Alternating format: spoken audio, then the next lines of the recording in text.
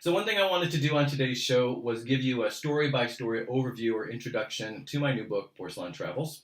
And I thought there'd be no better place, obviously, to do that than right here in the bathtub, given the subject matter of the book. So the first story is called It Ain't Over. And this is a story that could have been included in my Morocco book, Short Stories of Misadventures in Morocco, with Open Arms, Short Stories of Misadventures in Morocco. But at the time I wasn't sure that I didn't know if I really wanted to go there. And I subsequently realized with regards to the subject matter what actually happens in this story. But then I subsequently realized that I could treat this story in a literary fashion and go there while still sort of maintaining a certain level of, I don't know, not decency, but in a way that would be palatable to most people. And I even had my mom read this story and she was fine with it. So I think I did an okay job with that. But basically the story entails where it's the rest of the story from my first arrival in Tangier, Morocco. And I had a horrible arrival. I was harassed. There was all sorts of just horrible things that happened to me my first night in Tangier. And I get to the hotel and I'm thinking that everything is done and that I've made it. And it turns out that there's one more sort of pseudo-cultural experience that awaits me. And so, again, the title of that one is It Ain't Over. The Bin and the Bomb is sort of a collection of stories within the overall collection that is Porcelain Travels. It's about 8,000 words. And so like I said, it's a bunch of little stories that all take place during my time staying in these servants' quarters in Paris. And the bathing situation was bizarre. Everything about this place was bizarre. The bathing situation, but a lot of other things as well. So this is a collection, like I said, of several stories about my experiences when I was living in this really strange living situation. No Stopping is a story that is sort of in line with what you might expect from this collection in the sense that it really is about biological processes, as the title might suggest. And basically I was in Eastern Europe and I had to go to the bathroom really, really badly. And as I was going to the bathroom, I realized that all was not what it seemed. And that's all I'm going to tell you about that one. Barely Breathing is, what's Barely Breathing? Oh yeah, Barely Breathing is another story that takes place in Paris. And I had just flown, from San Francisco to Paris, and I was at my friend's place, and she wasn't there yet. And again, having just flown halfway around the world, I had to go to the bathroom. So I go to the bathroom, and this is one of the several stories that sort of allude to or touch on the humor and the just oddity that can come from cultural differences in bathrooms when we're traveling. Freshly Squeezed is a story that happens right after the previous story. I left Paris and went to visit a friend in Copenhagen. And again, after the trip from Paris to Copenhagen, I was feeling just, really greasy and exhausted, and I just really needed a shower. And so this story is about, my friend ushers me to his shower, to his bathroom, and I go inside, and it's just a minuscule room. It's almost like a little closet. And I'm there to take a shower, and I look around, and there's no shower. And so this story is about how I sort of negotiate that and how I figure out how to actually bathe and how to take a shower in a room where ostensibly there is no shower. And then there's some other things that follow. Once I figure that out, there's some other things that follow in that very peculiar bathroom. Double Duty, this is a story that takes place in Malta, which is someplace I had wanted to visit for a long time. And again, I had just flown halfway around the world. I went to bed early. I wanted to get on their schedule so I didn't have to deal with serious jet lag. But I was awoken at 5 a.m. And I wasn't awoken because of jet lag. I was awoken because of something taking place outside my apartment. And so double duty is how I come up with a sort of creative solution so that I can keep sleeping. Between My Legs, so this is an example. This is a story, actually, it's two separate stories that I included together because they take place chronologically at the same time and in the same place, in Barcelona. One has to do with some weird situations in the bathroom where I was staying when I was in Barcelona.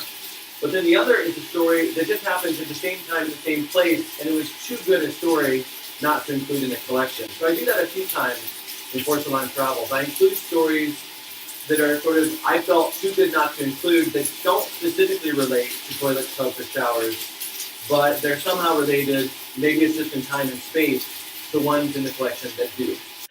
A day at the beach. Now, this story recounts one of the strangest days of my life, one of the most unforgettable days of my life, and it's sort of a funny story in parts. In others, it's kind of almost a little dark. I mean, it's a little difficult to describe. But basically, I was visiting a friend, and she had a boyfriend, and then there was another friend from San Francisco, so there were four of us. And a day at the beach refers to we went to the Dead Sea, and we were in the West Bank having a nice day doing the whole mud thing, and things went really, really wrong. And I think that's all I'm going to tell you about that one. But I love that story. Falling to Pieces is when I was living in southern Spain. And I was writing my novel, A Voice Beyond Reason, and I was staying in this really quirky, like so many of the places I stayed, this very quirky place that had originally been a stable for animals. And the owners, the current owners, had converted it to just this little minuscule studio. So part of the story is about the weird space in the bathroom that was built around this massive boulder to start. But then I also wasn't the only one using the bathroom, and so this story talks about some of the other residents in this little place where I was staying, and then there's also a flashback to a similar experience that happened to me in Palm Springs. And that's another thing that I do somewhat, or not somewhat, but occasionally in this book is stories that are taking place while I'm overseas might, or in a particular place, often remind me of something that happened elsewhere. And so there are quite a few sort of flashbacks where I tell little stories within the slightly larger story. So that's something that happens in Falling to Pieces. Rearview Mirror is a story that actually happened here in the United States. It happened in Arizona. I was with a friend, and we were visiting a friend in Tucson. Our rental was in their driveway, and they needed to pull their car into the garage. So as I went to back out our car, all of a sudden there was all these shouts, stop, stop, don't move the car, don't move the car. But I couldn't see what was happening. So I'm looking in the rearview mirror, hence the title of the story. And I don't learn what happens until afterwards, and it was pretty funny. My Lost Soul is another story that takes place in Barcelona. I spend a fair amount of time in Barcelona. I do like to do a lot of writing there, and I have a particular place that I like to go. And again, this is another really bizarre, minuscule studio, but I love it. It's got 360-degree views of the city, of the mountains, and of the Mediterranean. So, but it's also a seven-story walk-up, and has lots of other really, really strange sort of qualities. So half of this story is about just the space itself, because the space itself merits its own story. But then, of course, something happens while I'm staying in this space that's the second half. A Turkish Bath in Morocco is one of two stories that is actually already in that I first published in my Morocco book with Open Arms, Short Stories of Misadventures in Morocco. But I just had to include it in this book because a Turkish bath, it goes so perfectly with the themes and with the other stories in Porcelain Travels. And anecdotally, it just also seemed to be one of the favorite stories with readers from that collection. So I don't know that I need to explain more than that. A Turkish Bath in Morocco, I guess I'll just say that it's one of those experiences that in hindsight is pretty funny, but while I was living it, it was not funny at all. Strangers in the Night. This was just a really strange night that I had when I was traveling with a friend in Paris. This particular night, we both decided to do our own thing. I went out, she went out, we did our own thing. I came home before she did, and I went to bed. Well, hours after I had already gone to sleep, someone barges into my room. And of course, I'm not expecting this. I'm jolted awake. I don't know if it's a thief, if I'm under some sort of threat. And so Strangers in the Night is about that episode. But then it's also about a flashback to a hilarious thing that happened when a Parisian friend was visiting me here in San Francisco. And then it also just has this really sort of over-the-top ending. So that's Strangers in the Night. A Real Shortage is a story about when I was living in Istanbul, Turkey. And this isn't necessarily that funny. I think it's entertaining. I hope it's entertaining. It's really, again, sort of focused on the cultural aspects, the cultural experiences that we can have sometimes specifically related, in this case, to water, a real shortage of water. I was living in Istanbul, and I was living in the center in a really old neighborhood, in a really old building, and we only got water every few days, or every 2 or 3 days, depending. And so this is just some anecdotes about how we dealt with that and how the landlady dealt with that. And then my experiences, of course, never having dealt with that sort of situation before, just kind of how I did and some of the things that that resulted.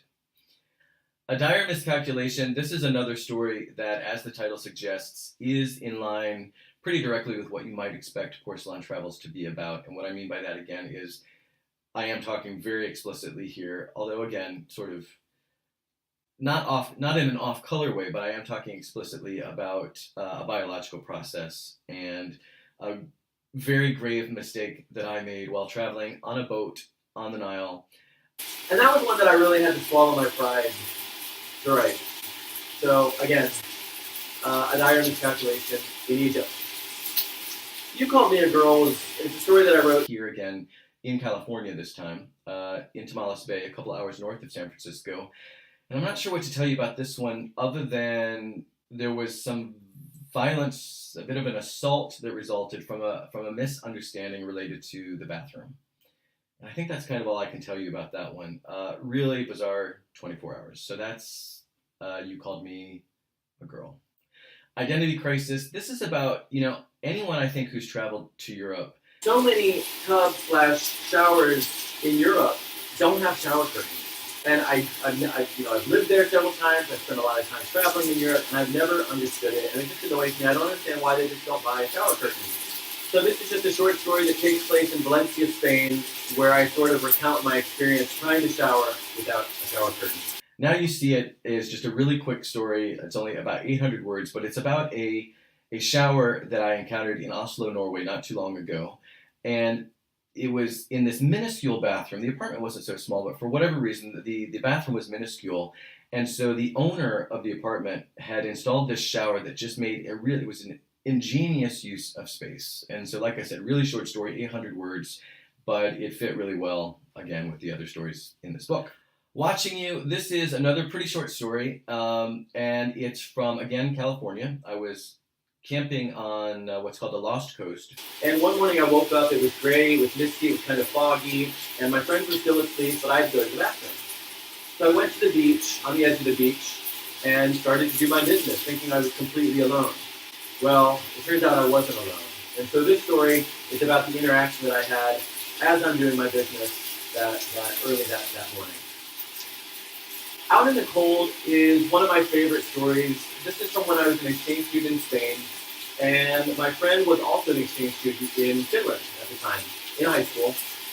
And so once school wrapped up, I decided to go see my friend in Helsinki. Well, I got to the Nordic countries earlier than expected. So I decided to take the long way and go up through Norway, come across Sweden, and back down to Finland that way. Well, not having expected to go to the Arctic Circle, I wasn't prepared to go to the Arctic Circle, and I really found myself in a bind when it turned out there were no trains and no hotels, and I was sort of stuck in the Arctic Circle.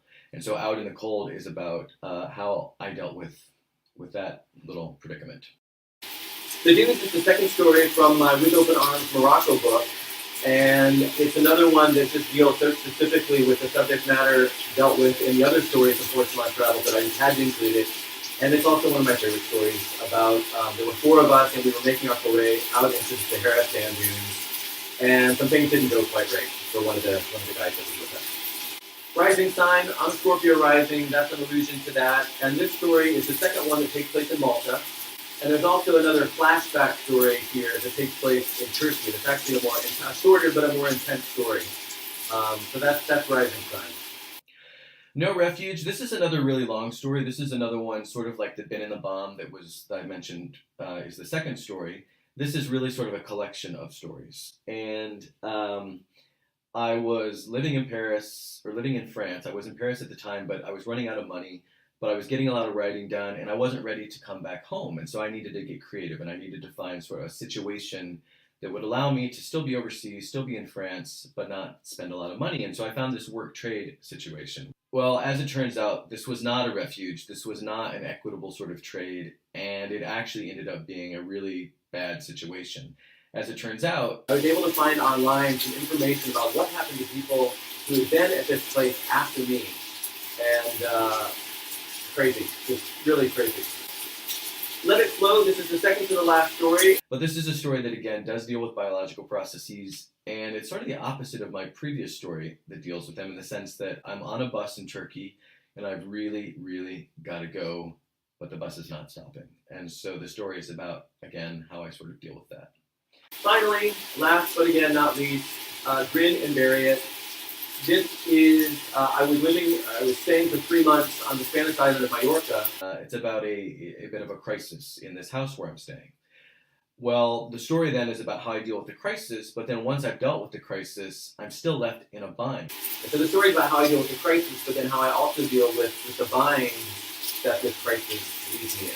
So, that is my off-the-cuff, impromptu attempt to describe each of the 25 stories in my new book, Porcelain Travels.